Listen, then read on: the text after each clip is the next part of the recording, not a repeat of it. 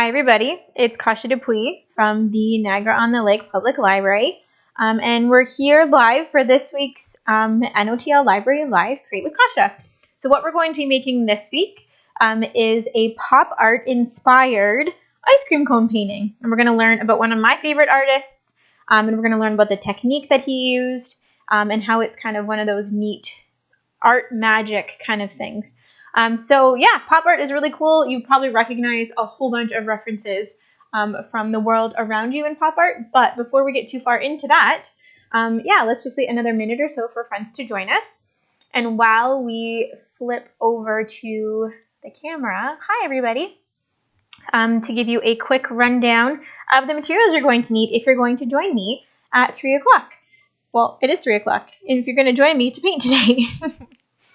So if you're going to make a pop art inspired ice cream painting today, what you're going to need is a protected surface. So right here I have my watercolor paper. You're going to need clothes that you don't mind getting paint on. And like I mentioned in the reminder, I chose this one because there's a hole in it right there. So I don't mind if I get paint on my shirt. You're going to need something to paint on. So I'm going to be using this piece of watercolor paper. That's the same size. And I've mentioned before, I tend to make smaller projects for these videos only because they fit nicer in the camera. If I make something too big, the camera's way too high and it's hard to get the right angle. So I make small ones. To paint on this small piece of paper, I'm going to use 2 brushes, and these are my trusty ones. I have a small square flat brush, and I have a round fine pointed brush for details. I'm working on a small surface, so I'm using small brushes. If you're painting bigger, then use bigger brushes on a bigger surface. Use what you've got. You can be an artist with anything you have at home. Of course, the other thing you need to have today that I forgot to mention is a pencil, because we're going to do some sketching first. You're going to need water to wash your brushes. You're going to need a cloth or paper towel to dry your brushes after you wash them. You're going to need some paints, and like I mentioned in the reminder video, you can use any paints you want. I'm going to be using, I forgot yellow. I'm going to be using orange, green, blue, brown, red, purple, black, and white. I might not use all of them. That's okay. You can use whatever you have on hand. And then, of course, one of the most important things you're going to need for today's project to do the dots are some Q-tips or cotton swabs. So these, I have 4. You can have more if you like. You can use just a few. It's up to you, but they are going to help you make that dot. Now, if you don't have any cotton swabs you can have on hand, you can also use the tip of your brush. I've done that before. It just takes a little bit longer because you have to make sure you're not pressing too hard. And I lost a brush. Oh, there it is. Okay. All right. So that's what you're going to need. Covered surface, clothes, painting surface, water, rag, paints, brushes, pencil, cotton swabs, or Q-tips. Okay. So before we get into the meat of the project, I wanted to show you a couple examples of pop art, because pop art you probably heard of pop art before. But there are many different kinds of pop art. And pop art was something that came around, became popular in the 1950s. So that is when a lot of artists were tired of making things that looked exactly like something you could get on camera. And they started making art that was very bold. It was actually pretty simple. There's lots of very simple lines in here. There's not too much shading or anything like that. The shading comes from the dots, and we'll talk about that. But they wanted to make simple, bold images of everyday items. So this pop picture was made by one of my favorite artists. His name is Lichtenstein. And he took a picture like this that was inspired by a newspaper or inspired by a comic strip. So something that you would have in your house, an everyday item, but he made it huge. He painted it on a giant canvas, and he took this everyday item and made it into fine art. Yeah, so that's what pop art is. Another famous pop artist is Andy Warhol, and I'm sure you've heard of Andy Warhol before. He's the artist who took soup cans, same old soup cans, Campbell's soup cans you can get in the grocery store, and he painted them over and over and over and over again, and he made them into art. He wanted you to think of them as art, not just as, an item from the store. And he used those bright colors and those simple lines, and he took an everyday item and made it into fine art. So here's another one by my favorite artist, Lichtenstein. This one is a girl, and he made a whole series of paintings that have this girl on it. And this one is Girl with a Ribbon. And if you look closely, so ignore the stuff on the side where it says Ben-Day dots. We'll talk about that. But if you look at the girl, the picture of her face, she has like, you know, pale skin, she has yellow hair, she's got pink lips.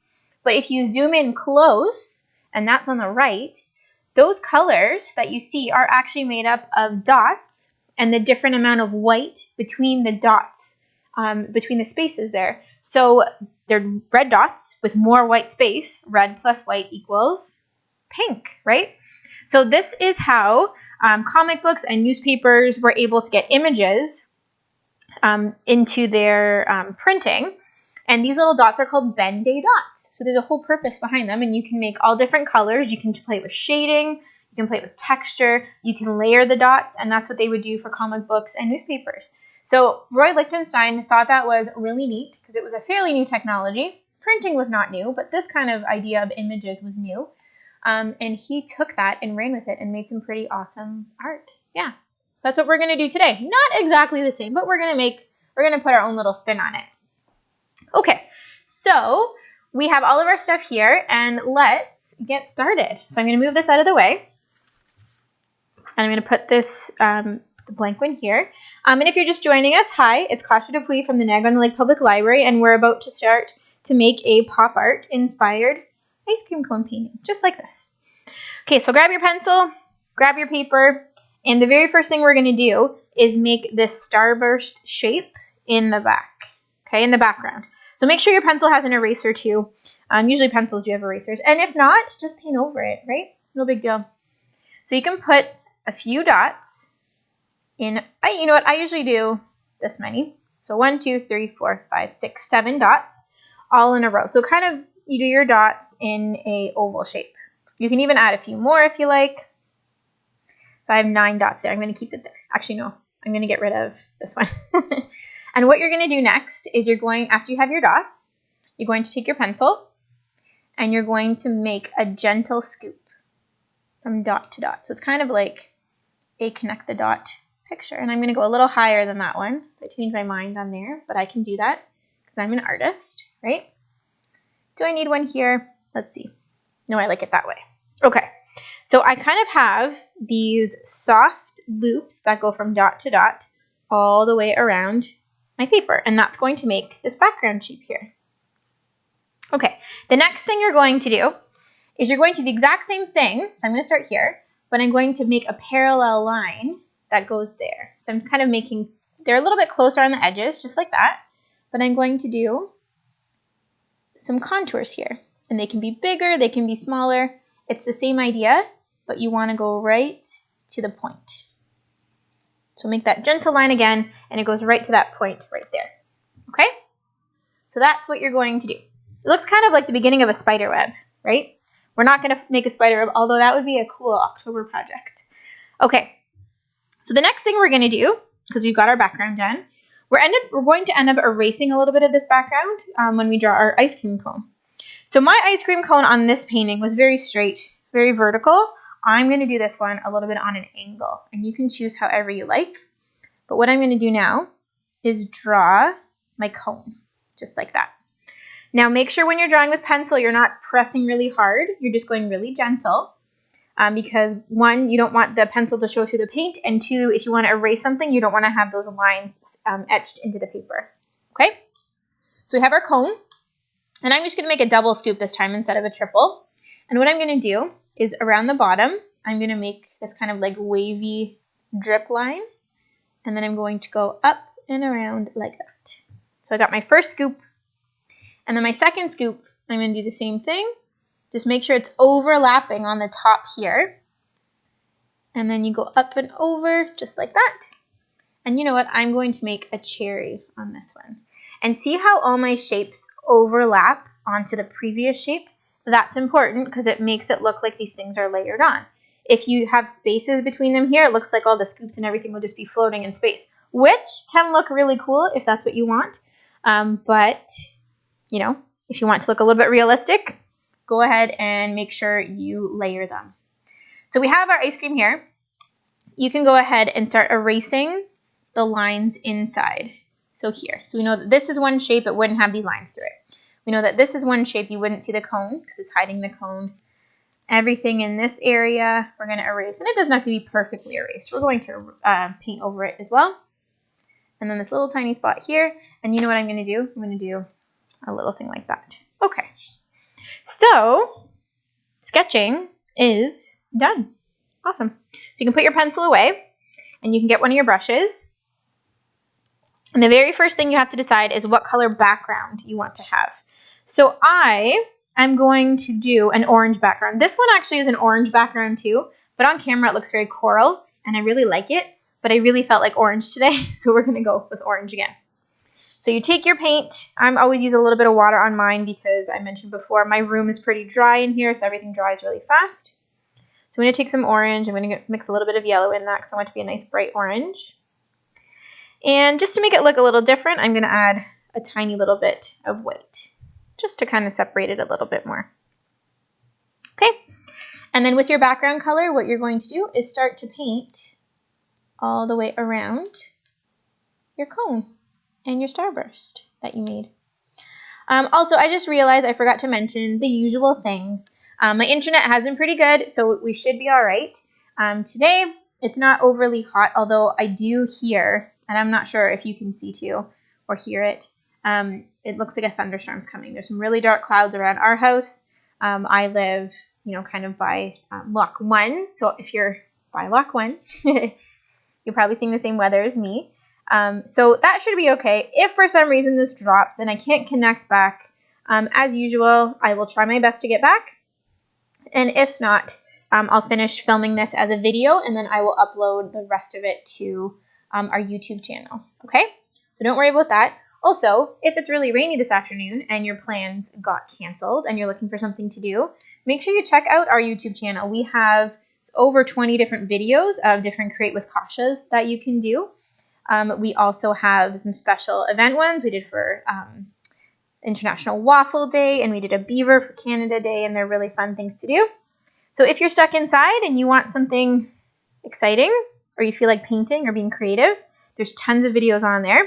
We also have all of our STEAM Storytime videos on there. So if you want to listen to a story and think a little bit about science, we have some really cool videos from our STEAM Storytime that are up there as well. Yeah. Also, on the same line that I forgot to mention earlier, my boys are home. They're inside because of the weather. My dogs are here. Finn and Evie are sleeping on the couch. They've had a very playful morning, so I really hope that they're tired now and they're not going to play while I'm filming. Oh well, just some background noise if it is. Okay, so I've done my first color, and I'm going to have the orange background, and I'm going to stick with the same kind of color here, and I'm going to do a red for inside my spot here. And I'm noticing it's getting really dark, everybody. Let me see how it's showing up on camera. Okay, it's still not too bad. It's very dark in here. So I'm going to take some red. I'm not even going to wash my brush. I'm just going to go with what's on there. I just added a little bit of water. Just like that.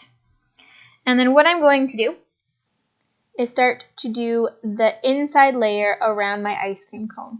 So I'm not painting these little arcs here. I'm just going to paint inside around them because that's going to be one of the last things we do actually. And we're going to talk about contrast too. So what color will contrast on the color wheel? So actually we can talk about that now. A good choice for a contrasting color would probably be blue or like a teal, because right across from orange is blue on the color wheel, right? And right across from red is green. So those ones together will make like a teal. But I have a feeling, because there's more orange, I might go with like a blue for these little lines that we're going to do in a little bit. Okay, let me just get some more paint. Make sure it's not too dark for everybody. Someone wants to give me like a thumbs up or like a yeah, that it's okay. Otherwise, I can go flip the light on, but I'm afraid you'll see my shadow on the artwork. Okay. So I'm just going in here. And see, I'm not being overly, I'm going a little quicker than I should. I'm being a little bit sloppy, but that's okay. It's art. And pop art had many of it, actually, of the pop art that we know and are familiar with. They're very strong, straight graphic lines. Like Roy Lichtenstein, my favorite. A lot of his stuff looked like comic books.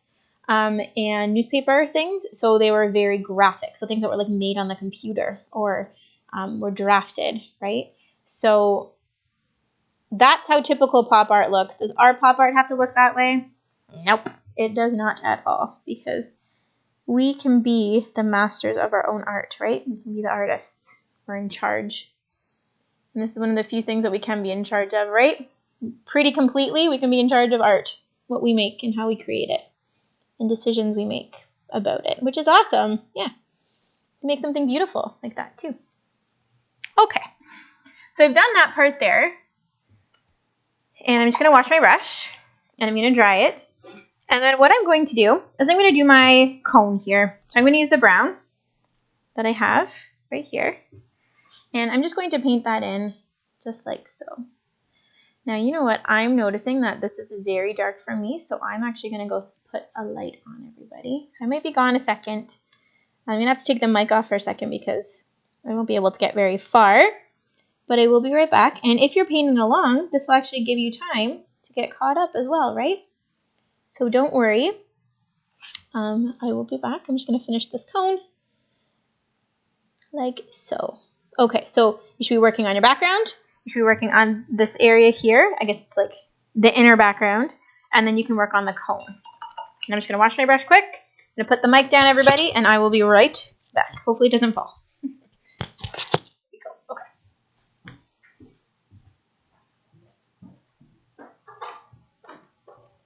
Oh, it's raining.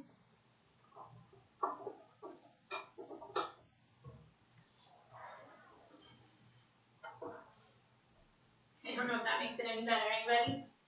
Let's see.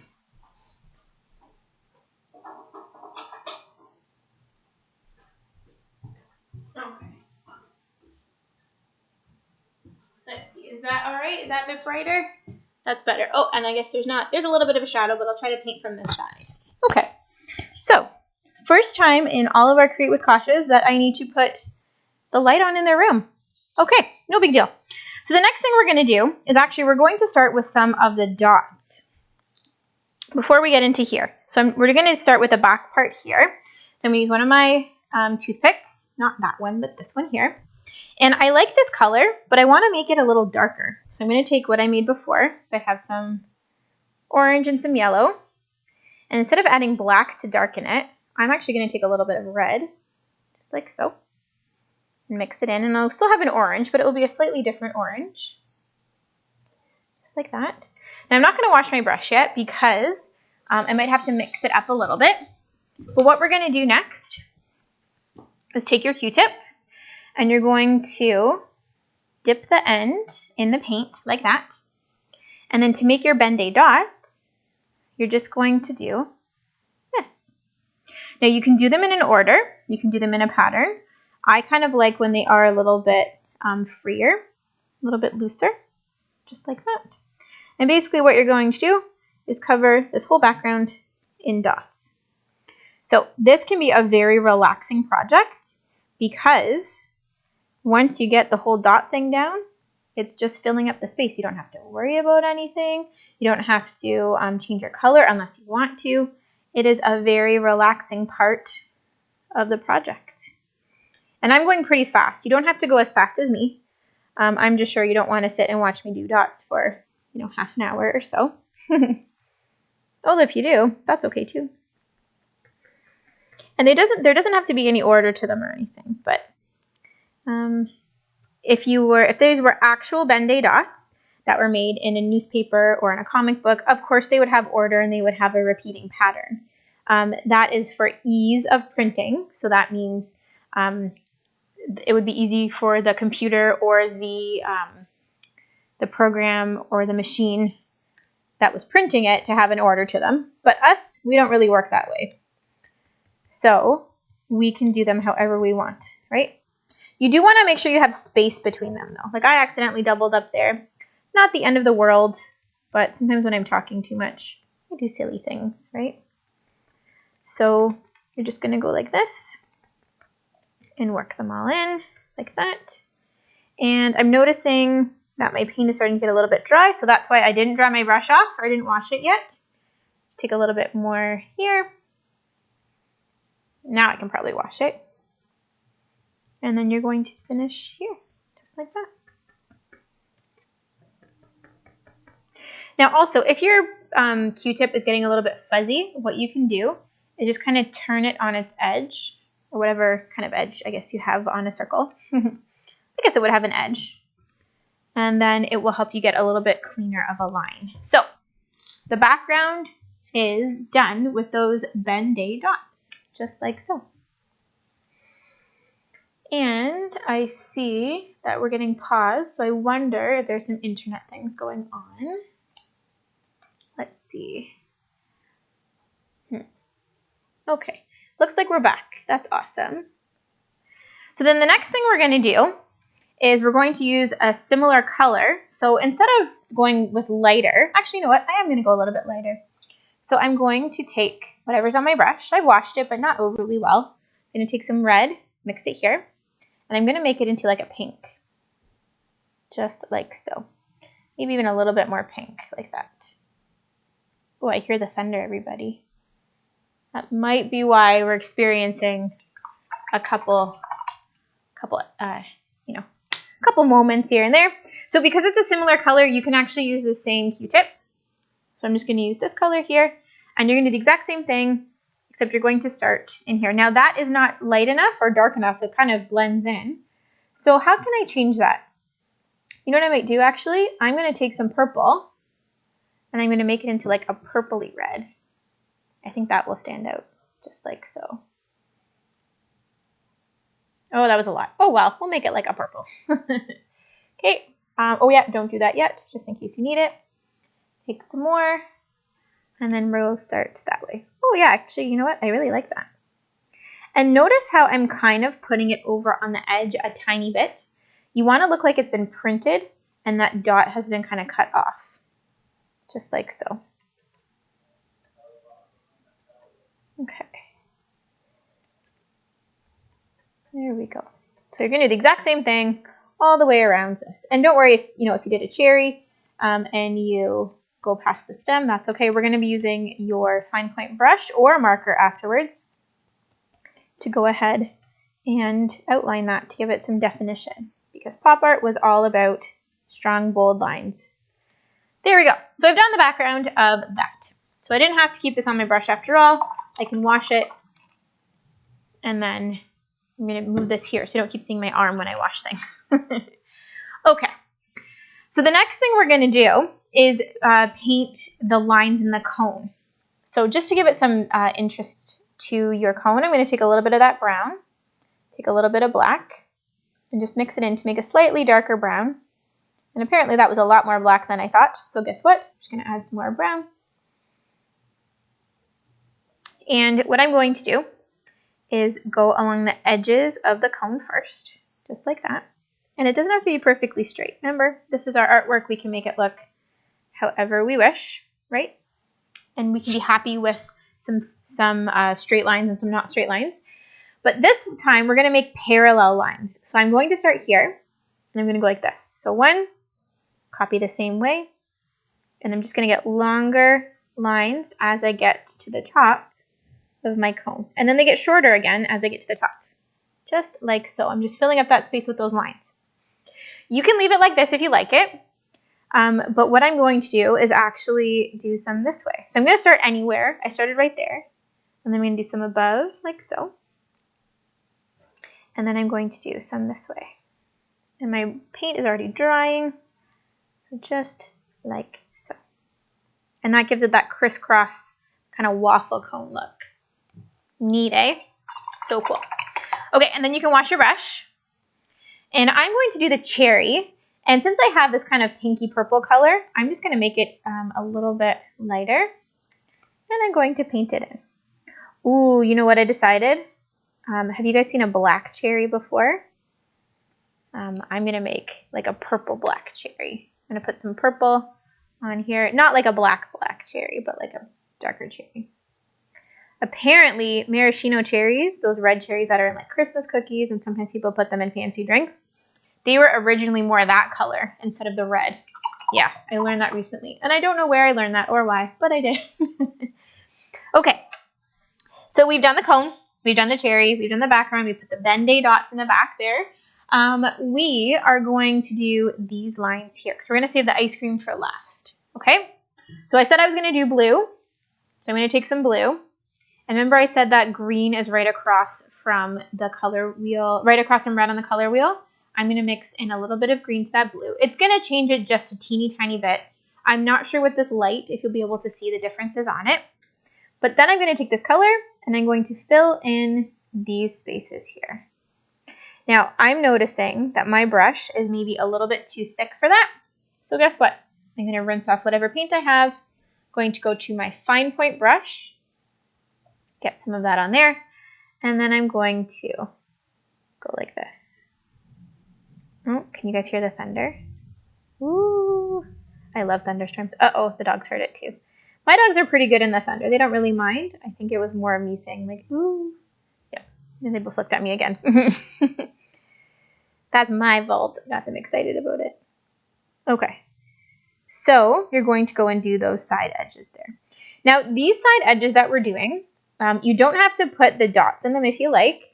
I didn't on my original one because it just wasn't wide enough, right? Like it'd be hard to fit. The Q-tip was bigger than these little narrow spots that I made. And that's fine too. You don't have to do exactly everything, the same, right? Wow, can everybody see how dry that paint is? Just put it on and it's already dry. Interesting. Okay, so you're just going to go and do those edges, just like that. Now, if there's any teachers watching or any educators or anyone that's like thinking about like homeschooling or anything for the for September, you are totally able to use these in your plans and these videos in your plans. So if you wanted to have an art class with a little bit of art history, that is what these summer reading art history ones, I kind of had that in mind when I was making them. Yeah, because it's one thing to make art and it's another thing to know where the ideas kind of were inspired by. And the ideas don't have to be from something famous, like some of these famous artists we've been covering over the last couple weeks. The ideas can totally be yourself. But I always thought it from yourself, But I always thought it was really cool when I'd have an idea or I'd want to paint, say, like a sunflower. And I'm like, oh, they're beautiful. And then you learn later on that like Van Gogh also likes sunflowers. So it kind of makes you, it kind of, connects you to an artist that way, right? You thought the same things were beautiful or you were inspired by the same things. And yeah, why wouldn't we be, right? For say something like sunflowers. And it was cool to know that a famous artist also had the same idea as you. So it's really neat. So yes, you're totally able to use these. And we'd love if you do use them in a classroom or if you use them like with a homeschool group or anything, we'd love to see some of the finished products. And you can tag us in them with the @NOTLLibrary tag. And then you can also send them to me via email. My email's on the side there. And that can, then I'll post them for you. And you can tell me if you want your name or not. That's fine. It's really raining here, everybody. Wow. Good thing for the plants, right? Okay, so now I'm just looking at my artwork and I want this to stand out a little bit more. I want the cherry. So these might fit, they might not. Let's see. I'm just gonna make a light pink and move it back over here. I'm going to do some dots in that cherry. Oh, it kind of worked. Yep, it worked for what I wanted it to. Okay, perfect. So we have our background. We have the middle, like the inner background. We have the sides done, the cone, the cherry, if you added one. Let's work on the ice cream. So there are two ways we can go about this, and I'll start with this one first. So I've decided, I'm looking at my colors here, and I think I want to make something that's contrasting. So I'm going to make a light green ice cream. So I'm going to take some green, move it to a new spot, take some white, mix it in, maybe a little bit more. Okay, so I like that color. So what I'm going to do is I'm going to start to paint in my ice cream cone, just like this. My scoop, sorry, not my cone. The scoop of my ice cream, just like this. Now I'm going a little bit slower this time, because remember before when I talk about backgrounds, I say just slap it on, right? Get it done really quick. Because we've already spent all the time in the background, you want to, be careful so that you don't make a mistake. It's going to take a lot of work to go back and make that background that you already painted with the dots look fine again. Although you don't even have to do that. It can just be, something that happens with your art. Yeah. So I did that one. I'm going to let that dry. Actually, yeah, that didn't take as long as I thought. Awesome. So I'm going to do that one here. You can leave it blank if you want. You can also put the dots on it if you want. But one other thing that's a little bit more truer to the way Roy Lichtenstein painted is to leave the background white and just do the dots in a color. So I'm going to do yellow dots, I think, and I'm just going to keep it on white here. Okay, so watch this. So I'm going to take, actually, we'll do it this way. We'll do the proper way. I'm going to take some yellow, move it to a new spot. I'm going to take a little bit of white just to make the yellow a little bit stronger. Okay, I'm going to wash my brush because there's quite a bit of paint there.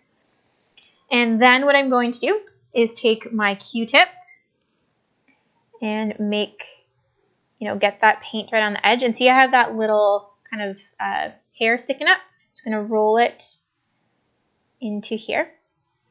And then what I'm going to do is I'm going to start to fill this ice cream cone in with those dots, just like that. And the white between the dots is actually going to make it look like a really light yellow ice cream cone. So maybe like a vanilla, like a French vanilla, or like a lemon sherbet or something like that. Yeah, just the way Roy Lichtenstein's painting did. So like that. Okay, so I really like that actually.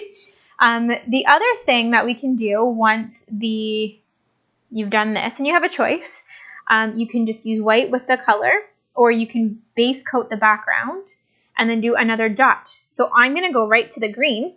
I'm going to actually use the same side, the yellow, and I'm going to take some green, some straight up green, and I'm going to get it on my Q-tip, and there's another little hair right there. I'm just going to go like this. And then I'm going to do some dots right in there. And you know what? If I have a little bit of yellow that shows up in there, I'm totally okay with that. Why not, right? Okay. Can you guys hear the rain? I wonder if you can hear the rain on the microphone. Oh, that one's really, really stringy. Sometimes when you're doing your dots, you might you find yourself in a pattern. Try to make that different. If you like it, of course, leave it. But sometimes I find if things are too straight or too regular, I don't really like it as much. It's not as interesting. So I'm just going to go like this. Okay. Perfect. So we have our 2 scoops of ice cream. So why this works, these yellow dots on the white background, are because of the way that printers and stuff used to print newspapers and comic books. So it's cool, and if it's really neat, and it's like this art magic thing. From far away, it might look like a light, creamy yellow, right? But up close, the dots are very clear. Do you see that? So from far away, it kind of blends together, and that's the thing that it tricks our brains again into like blending the 2 colors and getting a new color. But up close, the dots are very clear, and you're like, oh yeah, it's yellow dots on a white background. Huh. And then from far away, yeah, really cool. It's kind of like an optical illusion kind of thing. So we have done all of our layers of paint. Now the last step actually to this project is to outline. And if you look at some of Roy Lichtenstein's paintings, or a lot of pop art paintings, they are very strong. They have very strong graphic lines, very crisp, clean lines. So that's what you can do with your paint. Now don't worry, 2 things actually. Don't worry if your lines are not perfectly straight or perfectly even. This is okay. We are artists. We're making our own version of this. It doesn't have to be perfect. We're not Roy Lichtenstein, right? The other thing is that if you don't have a fine point brush like this, you can use a marker like a Sharpie or even like a crayon or pencil afterwards to go ahead and outline your stuff, right? So what I'm going to do is I'm going to start here and go there. And I know that this would stop here, but the cone would have an outline just like so, right? Here we go. And I'm going to go here, here. And I've always found outlining to be nice and relaxing, even if I make a mistake just like that. When I was in high school, I made a lot of posters for events that were happening at school. And I think that, helped me relax and be calm, right? Spending all my time focusing on outlining things. Not all my time, but, a lot of my time. Okay, so we're going to keep outlining everything. Now, this is actually the first Create with Kasia that I'm sitting, and it's very strange for me to sit. And I don't know if you've seen some of my other outlining. I'm usually standing when I paint. See how my lines are thicker? Yeah, it's probably because I'm closer to the paper. I'm used to being up a little bit higher. But I know that gives a little bit of a shadow, so I'm going to try and see if that makes a difference. Yeah, see, I'm standing now, and I can get a different line. It's also interesting, to experiment and see the way that your body responds to different things, right? Like standing to paint or standing to draw. Maybe one way is easier for you, right? Sitting to sculpt or sitting to do a sculpture. Or standing to do a sculpture, sorry. All those different things can make a difference when you're doing artwork. Okay, so my next thing, I'm actually going to start with the cherry on top. So I'm going to start backwards, and I'm going to do that because that layers the top layer, right? And I'm going to do a little scoop here, and I'm going to do the line there. And then I'm going to start here and do this, connect it. And I'm going to kind of merge those two black lines there in the middle. And then just like that. My paint's drying, even though I keep adding water to it. And this is a step, remember, you don't have to do with paint. You can always do with a marker afterwards if you're more comfortable with it, or if you want a sharper line. And the other thing is, if you do see any pencil lines after your artwork is dried, go ahead and take a eraser, and you can erase everything after it's done, after it's dried. Don't erase it until it's dry. Otherwise, you'll smear all the paint. Okay, so that was the last step in our pop art painting. And this is what you can make in the style of pop artists like Roy Lichtenstein. So all those different steps were pretty easy. You just need Q-tips and paint and some time to relax and devote yourself to being creative, right? Okay, so if anyone has any questions or comments or feedback from the project, I would love to hear from you. Please send them to kdupuy at NOTLLPL, or yeah, my email's right there. Oh my goodness. Yeah, pl.org. Oh my. And then if you have any suggestions for upcoming paintings, please send those to me as well. Also, if you've made this project, these are so bright and colorful for the most part. I'd love to see what you were able to create. Also, it helps me see and learn when you send me your pictures, because I can see where maybe I need to give better instruction, or where you might give me some great ideas and decide to do something really cool and different. And I'd love to see that as well. So yes, thank you again for joining me on this now rainy Monday afternoon.